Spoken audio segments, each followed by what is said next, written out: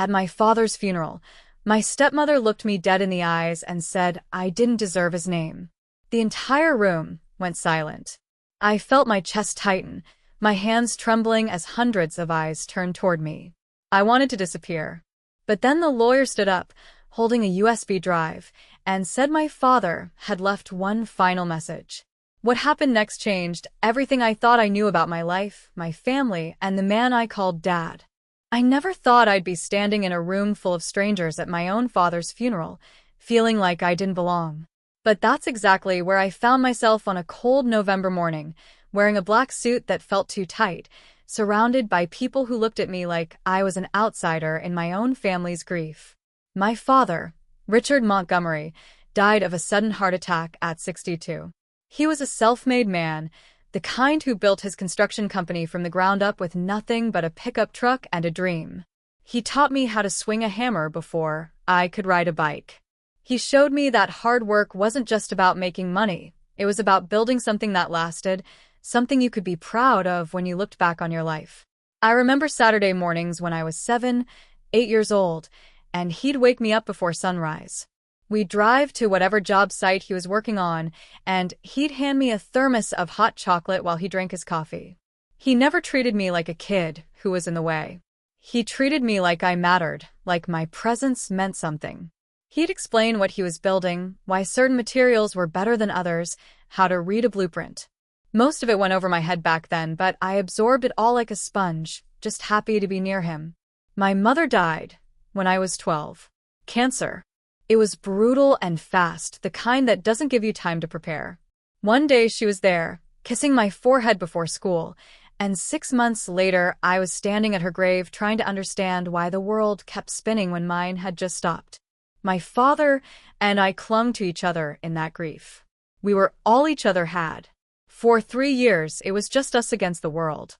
We ate dinner together every night, even if it was just takeout pizza. We watched old movies on weekends. We learned how to survive together. Then he met Clarissa. I was 15 when she came into our lives. She was younger than my father by almost 15 years, beautiful in that calculated way where everything seemed deliberately chosen, from her honey blonde hair to her perfectly manicured nails. She worked in real estate, and they met at some business networking event. At first, I tried to be happy for him. I really did. He smiled again. He laughed at dinner. He seemed lighter somehow, like a weight had been lifted. But Clarissa never warmed to me. There was always this distance, this coldness behind her smile whenever my father wasn't looking.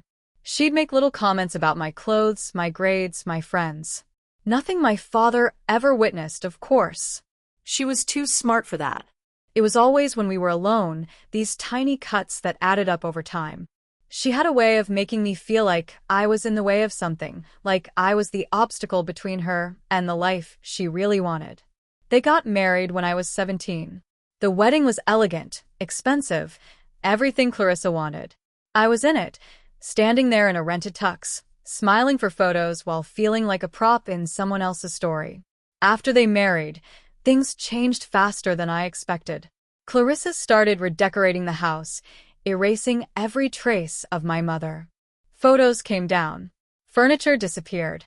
Even my mother's garden, the one she'd spent years cultivating, was torn up and replaced with a modern Zen landscape that looked like it belonged in a magazine, not a home.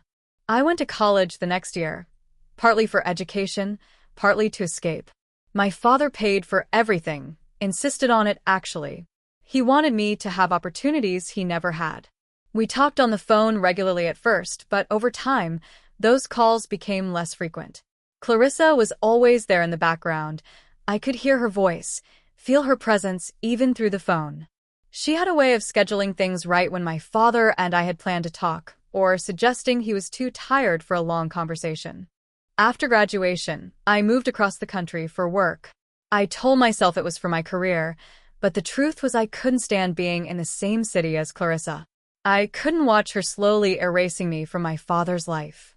We saw each other maybe twice a year, Christmas and his birthday, and even those visits were strained, filled with forced conversations and awkward silences while Clarissa hovered, controlling every interaction like a director staging a play.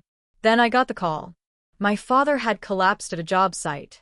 By the time the ambulance arrived, he was already gone. Just like that.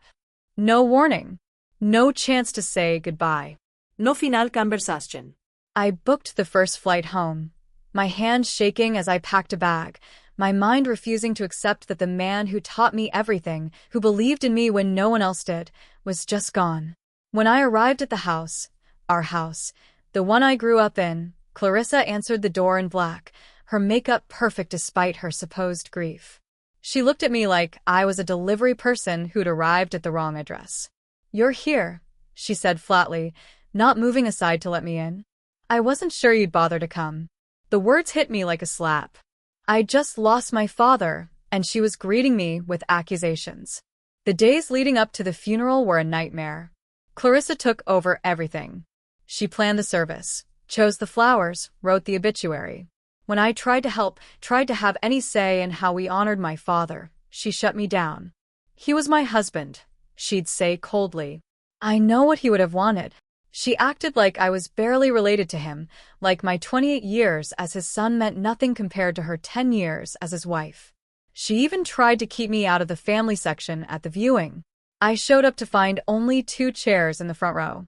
When I asked where I was supposed to sit, she gestured vaguely toward the back. "There's plenty of room for everyone," she said with this tight smile. It was my father's business partner, Tom, who saw what was happening and made them bring another chair. But the message was clear. Clarissa didn't consider me family. The morning of the funeral, I stood in front of the mirror in my hotel room, adjusting my tie for the 10th time. I'd hardly slept. Every time I closed my eyes, I saw my father's face, heard his laugh, remembered all the moments I'd taken for granted, assuming we'd have more time.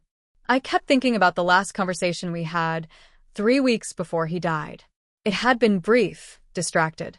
I'd been busy with work, rushing to get off the phone. I never told him I loved him. I never said any of the things that mattered. The funeral home was packed. My father had known everyone, helped everyone, built half the buildings in town. People lined up to pay their respects, sharing stories about his generosity, his integrity, his humor. I stood there listening to strangers talk about my father like they knew him, while I felt like I barely got the chance. Clarissa played the grieving widow perfectly, dabbing at her eyes with a tissue, accepting condolences with gracious nods and trembling smiles. Then came the moment that would change everything. We were all seated for the service. I was in that 3rd chair, the one that had been added reluctantly, feeling like an afterthought at my own father's funeral. The pastor had just finished speaking, sharing some generic words about life and legacy that didn't really capture who my father was. There was a pause, that heavy silence that fills a room when everyone is thinking about death and mortality and all the things left unsaid. That's when Clarissa stood up. She walked to the front, composed and elegant in her designer black dress. She cleared her throat, and everyone's attention focused on her. I assumed she was going to give a eulogy, some prepared speech about love and loss. Instead, she looked directly at me. Her eyes were cold, sharp, cutting through the space between us like a blade.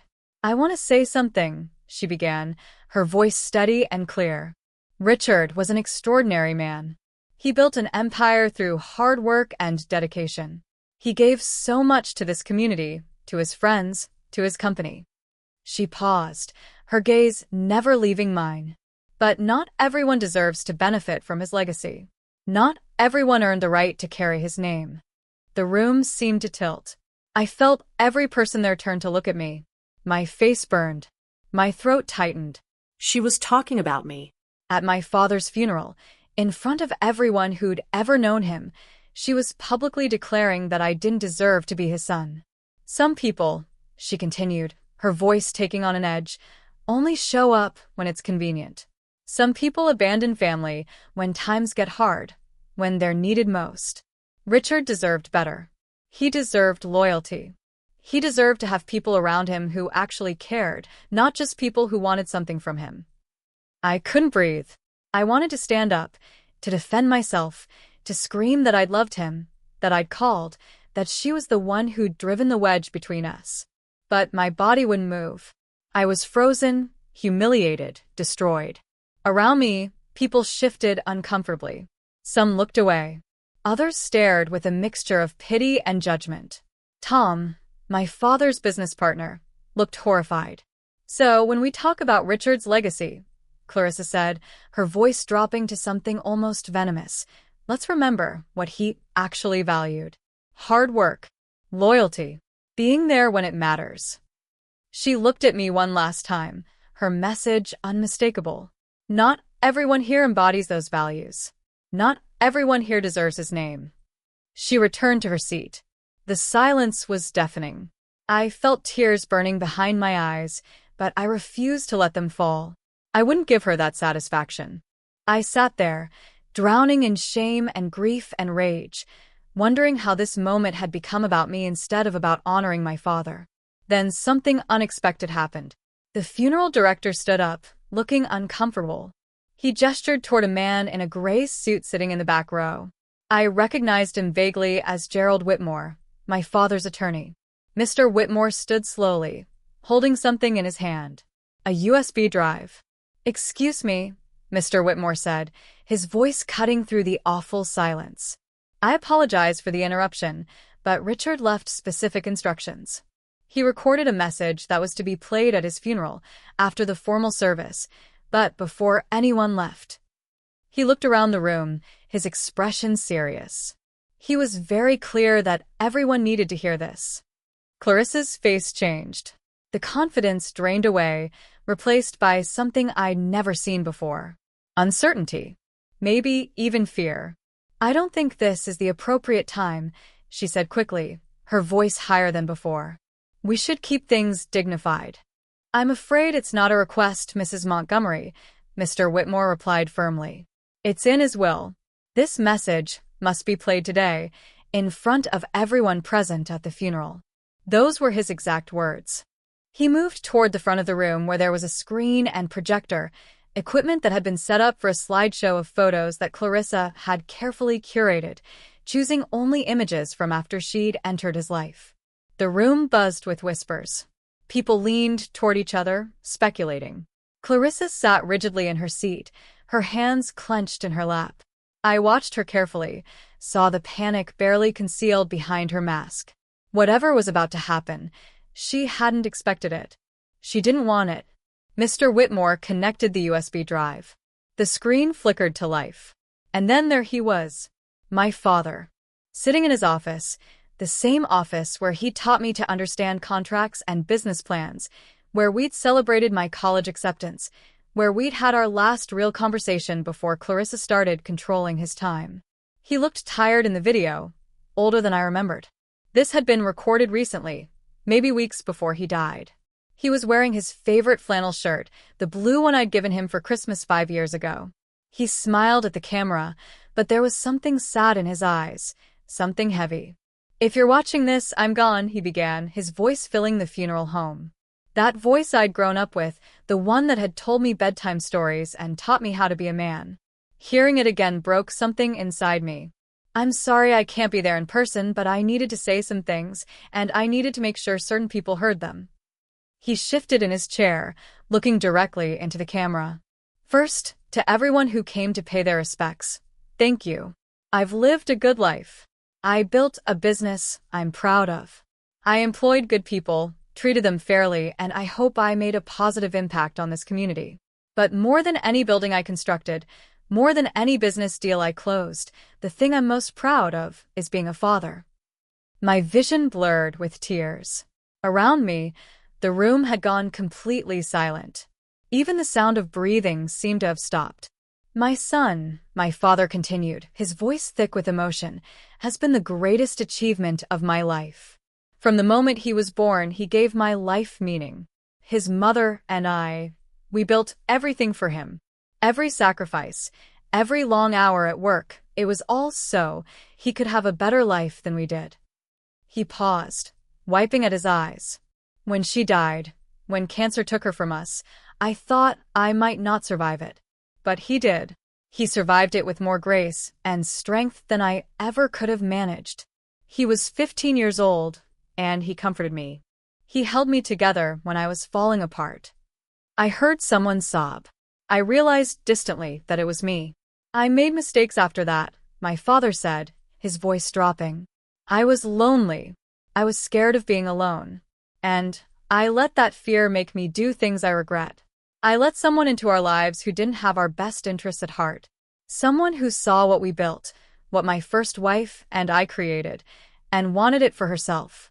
Someone who slowly pushed my son away from me while I was too blind, too desperate for companionship to see what was happening. The camera seemed to shift slightly, and I realized he was leaning forward, like he was trying to reach through the screen. Son, if you're there, and I know you are because you've never let me down, I need you to hear this.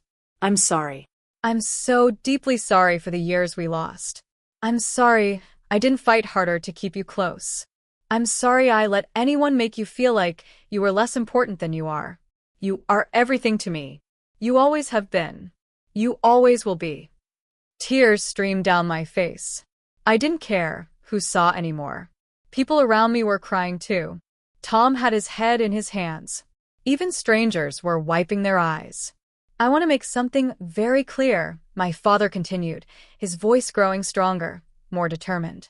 Everything I built, everything I own, everything that carries the Montgomery name, it belongs to my son. Not because of blood, although that matters, but because he earned it. He earned it by being there when his mother was dying, sitting with her, holding her hand when I couldn't bear to watch. He earned it by never complaining when I had to work late, by learning the business without being asked, by growing into a man I'm proud to call my son. He looked to the side, at something off camera, then back. My will is clear. The business, the house, the investments, all of it goes to him. There are provisions for others, for employees who've been loyal, for charities I believe in. But the legacy, the name, the future of what I built, that belongs to my son. And anyone who tries to contest that, anyone who suggests he doesn't deserve it, they didn't know me at all. They didn't understand what matters. I glanced at Clarissa. She sat frozen, her face pale, her carefully applied makeup unable to hide the shock and rage twisting her features. This was not the outcome she'd planned. All her years of manipulation, of slowly erasing me, of positioning herself as the rightful heir to my father's empire, it was all crumbling. To my son, my father said, and his voice broke. I love you. I've loved you from the moment I first held you. I'll love you beyond death, beyond whatever comes next. You made my life worth living. You gave me purpose. And I hope, wherever I am now, that I made you proud too. That you know how extraordinary you are. How much potential you have. How much I believe in you. He smiled then, that familiar smile I'd seen across dinner tables and construction sites my whole life. Don't let anyone make you feel small. Don't let anyone tell you what you deserve. You deserve everything good this world has to offer. You deserve to be loved, to be respected, to be happy.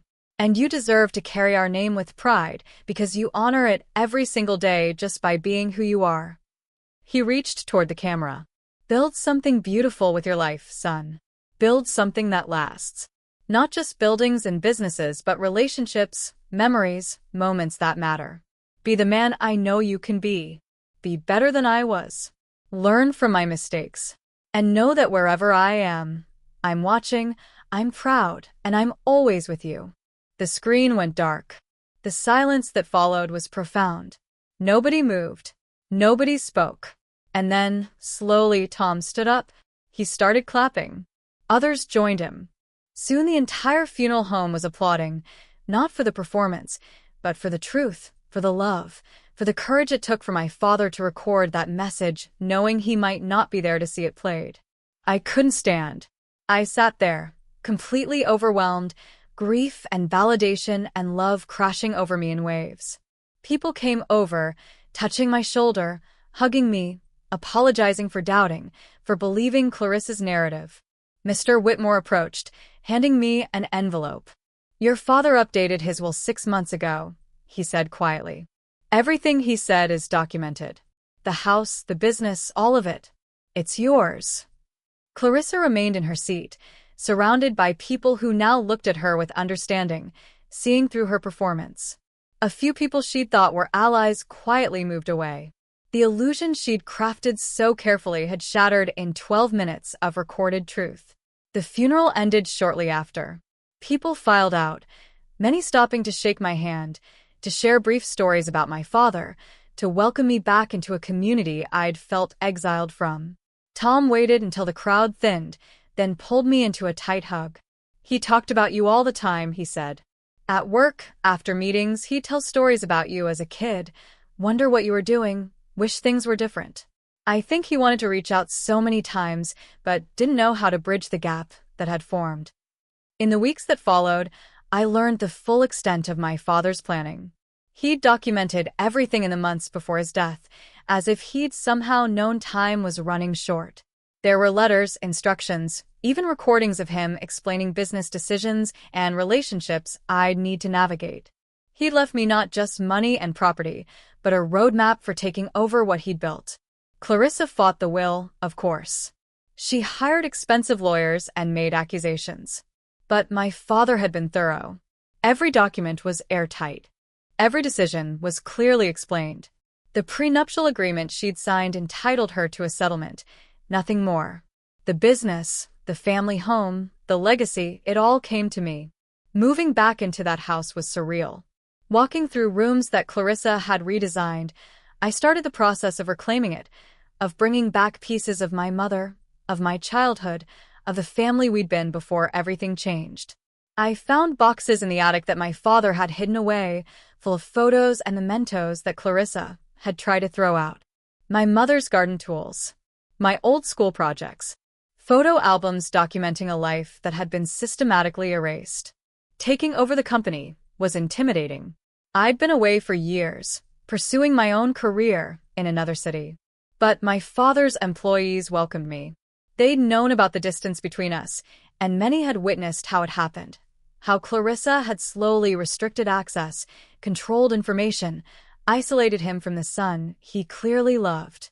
They were eager to work with me, to honor his memory by helping me succeed. Tom became my mentor, teaching me the aspects of the business I'd missed, introducing me to key clients, helping me navigate the politics and relationships that made everything work. "Your father would sit in his office sometimes," Tom told me one day, "and he'd just stare at your picture. The one from your college graduation. He kept it in his desk drawer where she couldn't see it. He'd take it out and just look at it, and I knew he was wondering if he'd made the right choices, if it was too late to fix things." It's been 2 years since the funeral. 2 years since I heard my father's final words and understood that even when I felt abandoned, even when distance and manipulation kept us apart, he never stopped loving me. He never stopped believing in me. He just needed me to know it, to hear it, to understand that his silence wasn't indifference, it was helplessness. I run his company now. Montgomery Construction. The name means something in this town, and I work every day to honor what it represents. Hard work, integrity, quality, building things that last. I've implemented changes he would have approved of, modernized systems, while keeping the core values intact. The business is thriving, growing in ways that would make him proud. I met someone recently. Someone kind and genuine who loves me for who I am, not for what I own or what name I carry. We take walks through my mother's garden, which I've spent 2 years restoring, bringing back the flowers she loved, the paths she designed.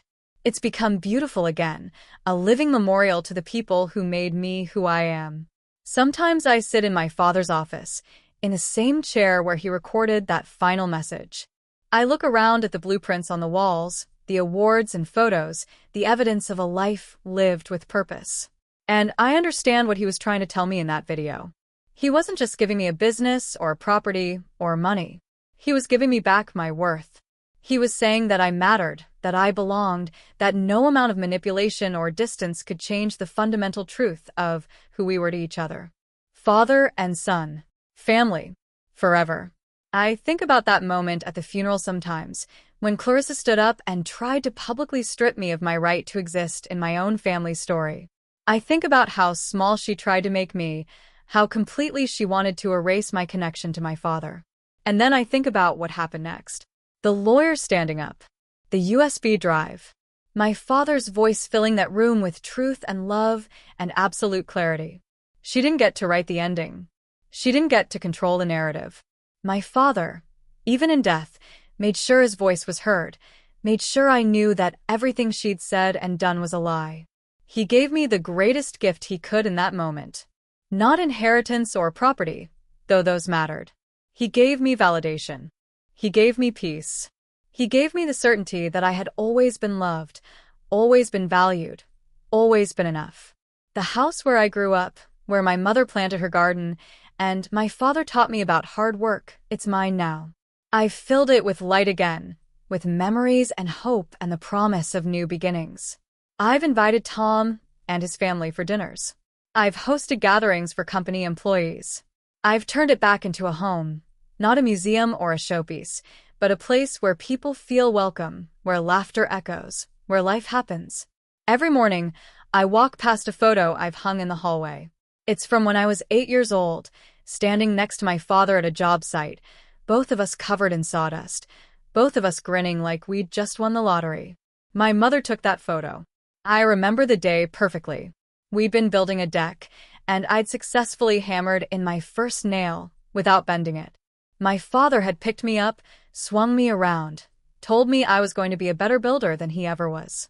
Looking at that photo now, I finally understand what his message meant.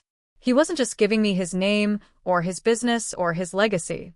He was giving me permission to remember the truth of our relationship, to trust my memories over someone else's narrative, to know that love persists even when circumstances try to bury it. He was telling me that no matter what happened, no matter how much time or distance came between us, nothing could erase what we'd built together. A foundation, strong enough to last, strong enough to survive, strong enough to rebuild upon. If this story touched your heart, if you've ever felt excluded from your own family story, or if you believe in the power of love that transcends even death, I need your help to share this message with others who might need to hear it. Please hit that like button if this story moved you. Your support helps these true stories reach people who need them most. Subscribe to the channel so you never miss another powerful story about family, redemption, and the truth that always finds a way to surface. Share this video with someone who needs to remember that their worth isn't determined by others' opinions, that family bonds run deeper than manipulation, and that sometimes the people who love us most find ways to protect us even after they're gone. Drop a comment below and tell me, have you ever had someone try to erase your place in your family story? How did you reclaim your narrative? Your stories matter, and this community is here to support you. Remember, you deserve your name. You deserve your place. You deserve to be remembered. Until next time, hold on to the people who truly see you, and never let anyone convince you that you're less than you are.